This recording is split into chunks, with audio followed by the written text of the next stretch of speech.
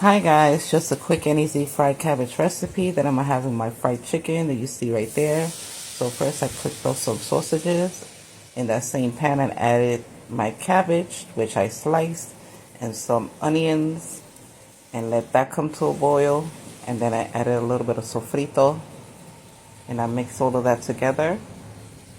And then it was time to add my seasoning, so I added some adobo, some garlic powder, some onion powder, a little bit of Mrs. Dash, and a chicken bouillon.